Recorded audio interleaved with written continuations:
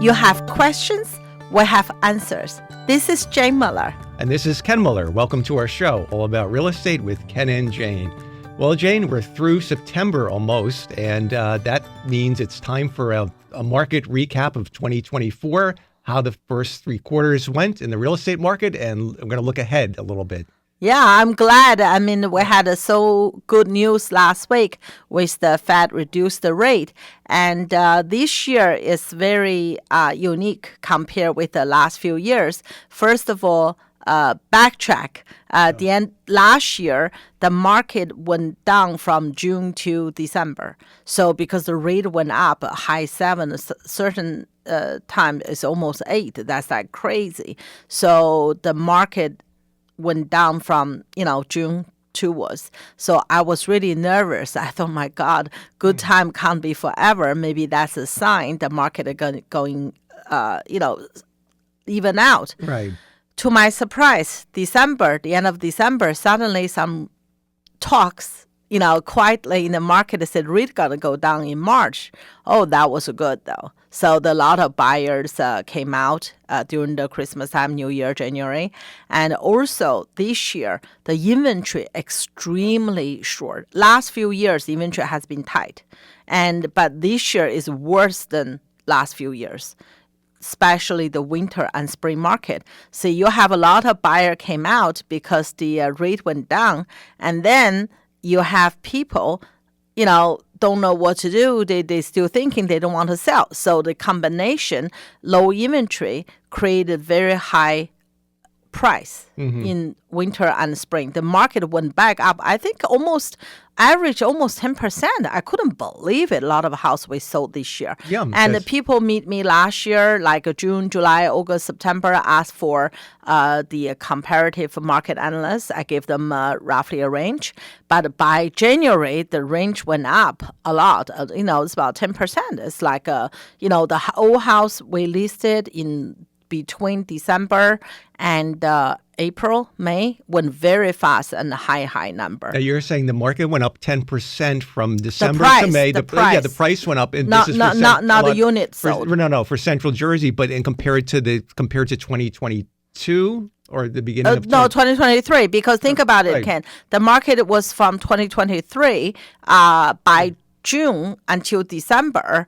The market went down a little. I think maybe few 5% maybe, but it's not, they went down a little. So harder to sell, take much longer. But by January, the market turned around, went way up again. So which is good news. But yeah, what's really interesting, what's really fascinating is that if you look back to 2019 before COVID hit, the market was on the upward trend. COVID hit in, 2020, I think, March 2020. Everybody didn't know nobody knew what to anticipate, whether the real estate was how it was going to be affected. It turns out, you get into this hyper, demand cycle. Yes. So the graph keep going up like on an angle.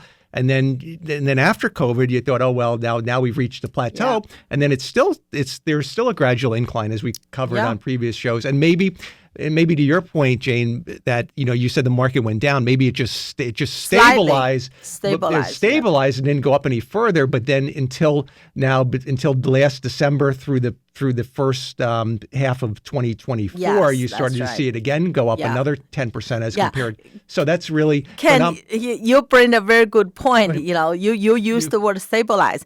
A lot of my seller, if you don't sell their house 5 minutes, they call you. What's wrong with it? Because they used to on one day, one weekend. But now it takes much longer. It can take a 2-3 weekend. Right. But I look back even in my career when I started, I do commercial now, but when I started in residential back in like 2014, 2015, it was the norm. Even I'd have to pull the data, but the normal time to sell a house might have been 40 days to 60 longer days. Than that. Because you would see a lot of list agents. I mean, the inventory you carry at a a longer time just because of the market.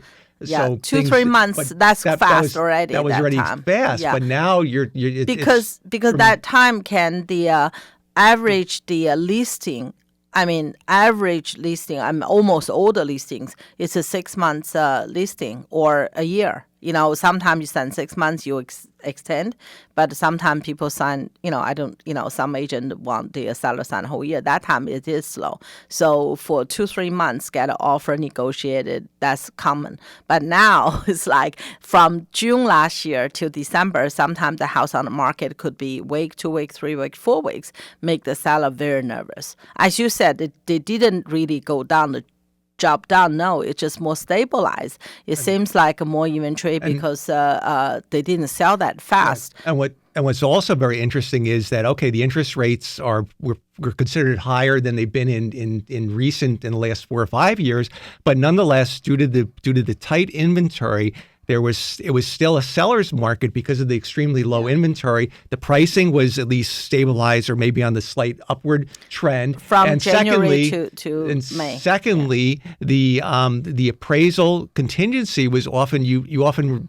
the sellers still had the power to specify certain contractual terms, namely the waiving, buyers giving up the right on the appraisal contingency was no longer, if it didn't appraise, the buyer would have to eat the difference and contractually proceed. Yeah. They would limit the home inspection. So it was still not limited to the structure. Limited in terms of what they can ask for. Yes, I'm sorry. So it's just so interesting that with the interest rates that sometimes nobody can predict the economics market is just so complicated and so many moving parts that you have this moving, that moving, and who would have thought with the interest rates being at 7.5% or 7%, that the sellers would still be able to dictate the market. Yeah, last year we were lucky because December there was a rumor the rate going down in March, so the mortgage industry react. Obviously, they sell on the news first, right? So the rate reflect that anticipation. So the rate went down. So January, February is really.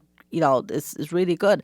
March came, didn't reduce, but the market is still good because they think they will. But by June, I don't know what happened in June this year. I just have first of all, from January to May, the inventory is tight, very tight, especially January, February, March. The winter market is really tight. There's almost, 20-some houses in the whole township to sell, from the condo to the $1 million house. We covered that in the past. On a previous show.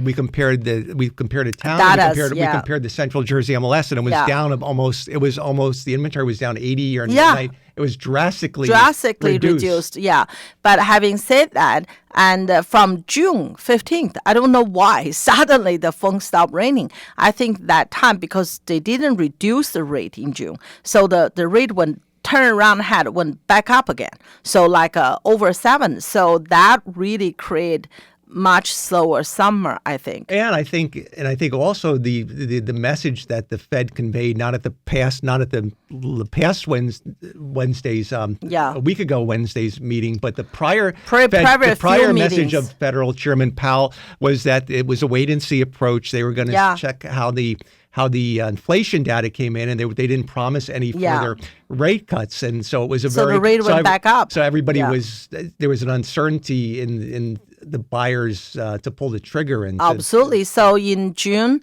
July, August, we had a really very slow, almost 10 weeks. So, however, the end of August. In the Labor Day weekend, early September, suddenly the rate came down because anticipating of a reduction. But, the market become hot again. And by the last Wednesday, when we got the reduction, I was surprised, Ken. They went down 0.5%. I thought it was 25, but that's good as 0.5%. Yeah, it was 0.5%. Yeah. It wasn't unanimous. There was one person on the committee that voted. I thought it would be more people say no. Yeah, but it was So this was the first time, I think, I don't know since when, but that it was not a unanimous decision, but it was a 0.5 point. Yeah. And then the message that I got out of the meeting and from what the analysts are speculating is that the rate, we could see a further rate reduction for 2024. And then they're talking about the rate going down an additional 2 points, but by the end of 2025, which would really be phenomenal. And I think also because we're in an election year, so there's a lot of different factors coming in, but rates tend to come down. Inflation is going in the right direction. They said, I don't know how close we are to the 2%, but they said it's trending in that direction. So they're very, I guess in fairness, the Fed is saying, look, we can't make any future promises. Whenever we meet, we'll just have to look at the data. The data came in very favorable for this meeting that they had the past Wednesday. And so based on that, they made their decisions to reduce the interest. Regardless the reason, Ken, we're happy. Yeah, it's like we haven't, just like the farmers, right? Haven't rained for a long time. Now this first big rain, that you can see the joy and the possibility, because the once the rate is going down so much, right? The definitely gonna help buyers' affordability, and also is gonna help a lot of people refinance and to get a better rate. It's all good. It's all good. I think speaking of refinance, I think we spoke. We had Joe last week on this show, Joe Urcioli from Crown Home Mortgage, and he was telling us, I don't know if we mentioned on the air, but the refinance is picking up for the people that took a loan the last couple of years in the 7s, maybe. Yeah. Now that the high rates, sevens, that the rates, the high 7s, I should say. Now that the rate has come back down, it's starting to make sense for those buyers that have those types of loans to look at consider refinancing, because they could save. I think they can save a few $100 a month. Yeah, and also the reason is a very tight inventory. One of the reason is a lot of people, they couldn't give up the low interest, like a 2.5-3%, and then to buy another house with a much like over 7%. So now the rate coming down a lot. So definitely helping those people is going to the seller / buyer. They can take a leap of faith and to buy their dream home. Right, because the people that were in the beginning of the year up until the summer, the people that were listing the homes because of the low inventory were only those people that had to move out of necessity. Or they have a place to be. Or they have a place to be, and they just want to move out of the town or out of the state. Yes. So that's a big, that's true. That'll open up the buyer, the possibilities, actually the seller pool for more sellers to consider putting their home on the market if they don't have to get hit with such a dramatic increase. That's definitely going to help with the liquidity of inventory in the market. Okay, why don't we take a short break? We'll be right back after these messages.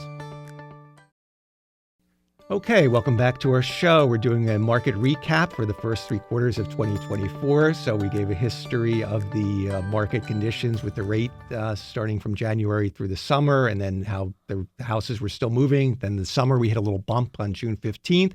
Through the summer, the housing market took a little bit of a vacation, just like the summer people took a vacation, right? And it's kind of now picked up, and now we're at the end of September. But after Labor Day, you saw you saw an increase, just like our mortgage guy Joe was saying last show, that the phone started ringing more frequently. Yeah. I think this week, since the Fed cut rate, the phone ring even more, and you can see a lot of showing happening, a lot of the market, a lot of offer coming, start negotiating, because at the end of the day, Ken, as you know, the buyer's driven by the monthly payment. So now suddenly, if the rate dropped so much, if they can lower their monthly payment, they suddenly can afford to pay the price. So that's really all good news. And going forward, I already seeing, I don't know it's coincident or anything. Last 2 weeks, personally, I have a lot of listings coming in. But I don't think this is because the rate cut, the new home came in. That's those people most of them I talked a lot, like 6 months or a year ago, they were not ready for one another, this and that, but now suddenly ready. So for those sellers is a good news, because now the rate went down, that they're going to have very strong buyer pool in the fall. Because it's going to have more competition. It's going to have more buyer pool, and when you have more people interested, because the interest rates, will tend to bid up the homes that are most desirable. Yes.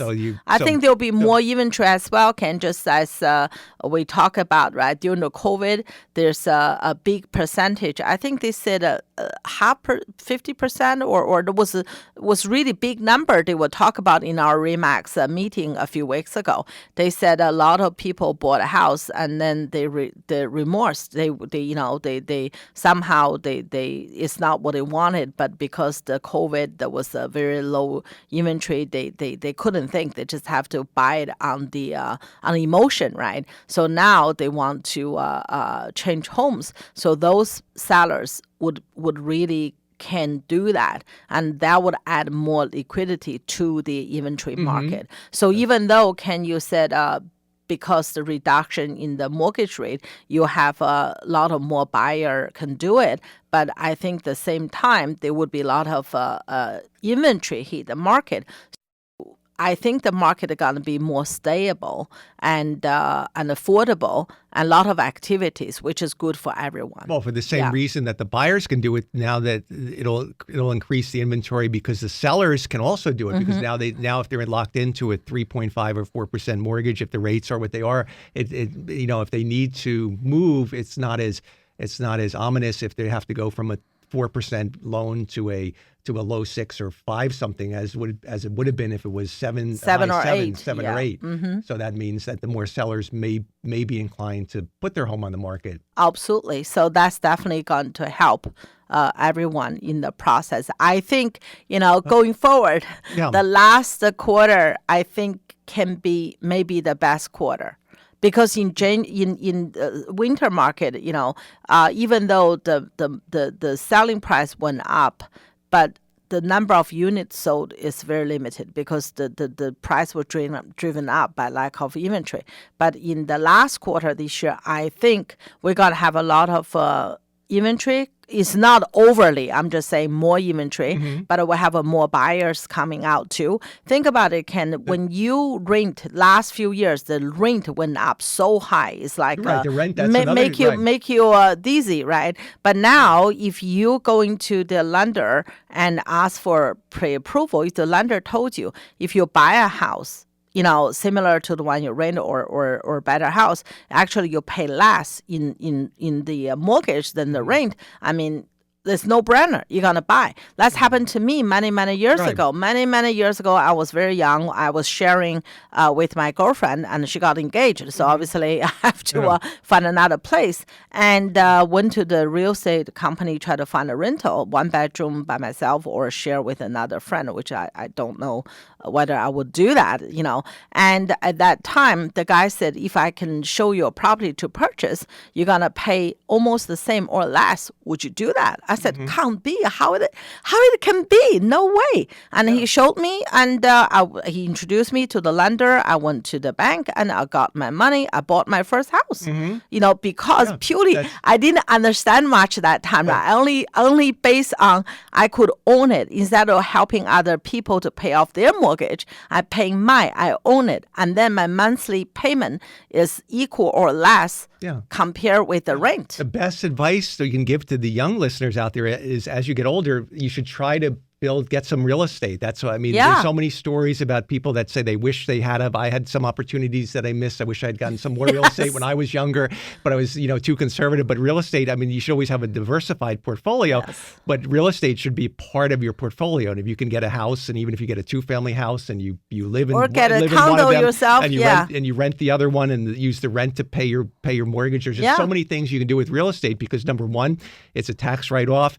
It's hopefully will appreciate if it's in the right location. Long term, it always will appreciate, just like a blue chip stock will, and then you're getting the income, especially with real estate as investment, or commercial property as for investment. You're getting a rate of return, and you're getting that passive income besides the appreciation. So it's just it can be it's really a win-win thing from all those perspectives. It's like not like you buy a car and the car it depreciates right off the shelf, but as soon as you drive off the lot, you lost $5,000. Yeah, you buy that Corvette.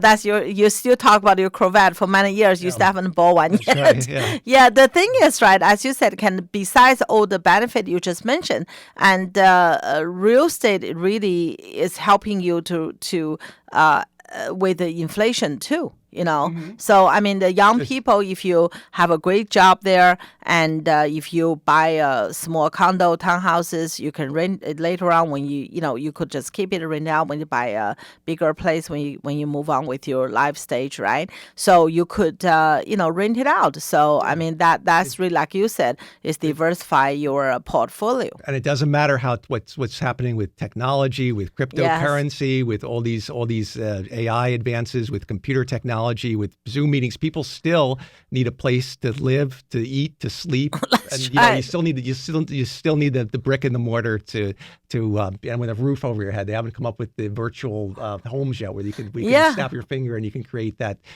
structure. So that's why real estate. So especially in New Jersey, where there's actually, I think there's still a shortage of rentals. So people this area is in high demand for rentals. So for the foreseeable future, New Jersey is a good place to invest for the rentals. Yeah, I mean, just like we often talk, right? The home is not only a property. It's where you raise your family, or it's where you live. That's very important. Think about it. You have 24 hours. I mean, average people sleep 8 hours. You should sleep average 8 hours. So it's like, big chunk of your time is there. And plus, it's just like, for me, right, the home is like a safe harbor. It doesn't matter what happened outside. I always feel safe and happy when I return home. We have our dogs say hello to us. It's just like, it's so, it's just a life. Your backdrop of your life. That's a job backdrop. Exactly. Sure. It is like, and when you buy a home, you don't have to buy biggest, the largest, and most expensive. It's nothing to do with that. Your happiness is not depending on the price tag. It's really what make you happy, what you're looking for, know. And I think real estate is considered a middle risk investment. I mean, the safest investments in terms are obviously keep the money in the bank, in a CD, in a bond where you're guaranteed. I mean, there's not a guarantee with real estate, but it's somewhere in between the cash and the bonds. And it's in the middle, and then after that would be the stocks and the more, which are more volatile. Yeah. So it's a very good investment. Not that you should don't ever put all your eggs in one basket, but you want to have a certain amount of cash liquidity and a certain amount in real estate, and then of course you can talk to your planner, and also if you want to dabble in the financial market as well. Sure. I mean, for the listener out there, if you bought a house last few years, you pay a high interest, maybe it's a time to meet your lender and to get refi rate. I think probably to the end of this year, the rate may go further down. Just talk to the professional, see whether you can refinance. That would definitely either reduce your monthly payment or reduce the year of the payment. So that's either, I'm always conservative. I'd rather reduce the year of the payment so I can pay back my mortgage sooner, or you can just, you can refinance and, whatever the saving you have, you could get a car or a lease or something. So at least you take advantage of the lower interest rate. Right? Buy another property. That's right. That's a good thing. There you go. For the people who looking for, to looking for buying home, that's definitely a good time now. Right. Yeah. So what do you see, though? It's very interesting because you projected that October, November, and December are going to be quite active and quite busy for the real estate. But in terms of, that's kind of counterintuitive because you would think that a lot of the homes involve families with children, and then typically that happens in the spring towards the summer. But as we've covered, the summer season was dead this year for the reasons, from June 15th till Labor Day. So, but you see that there's going to be a lot of transactions that are going to be done in the next till the end for of the last quarter. Yes, I believe so, Ken. In the past, right, a lot of people, especially in a good district, school district towns, right, typically they get busy in spring from Easter, when you put a flower out, you put your house on the market. A lot of people want to buy. They want to close. Flowers are blooming. They want to cherry blossoms. That's right. They want to close in June, July before the school start. That's a traditional. You know why? I think one reason. I can't. I'm just my opinion. I think that time, right? A lot of people buying house, they have to save. They have to wait a long time. They're saving. Now, a lot of young people very successful. Say, I meet a couple the other day in the open house. The young couple, they just like 30, late 20, early 30, right? They just got married. They don't have a children yet. They're planning to have a family, and they both have very high income, so they could buy a $800,000 house no problem. They have 20% down. So this kind of lot of that and also a lot of buyers, right? When they have children, if the kids in the elementary school, it's very easy to switch. So only when you go middle school, especially high school, that's hard. But I can see a lot of compare with our age, right? A lot of younger age. I mean, 30, 40. To buying a bigger home. So that's really and for the townhouses, condos. I mean, a lot of young professionals just single buying it. So a lot of income went up. A lot of dual income, no kids. Even one person.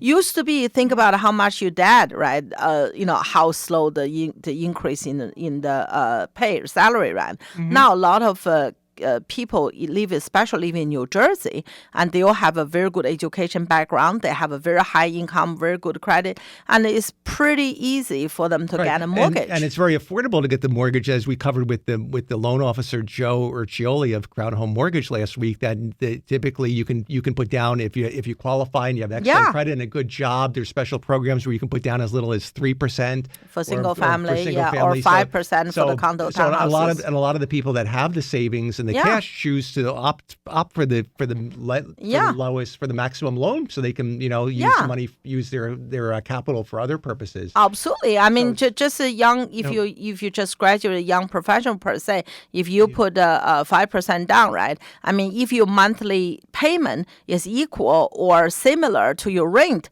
why not accumulate your own wealth rather than pay off someone else, and you have a lot of freedom to do whatever you want. You want to paint the color you want to make changes. It's just your home, That's right. Okay, we are almost out of time.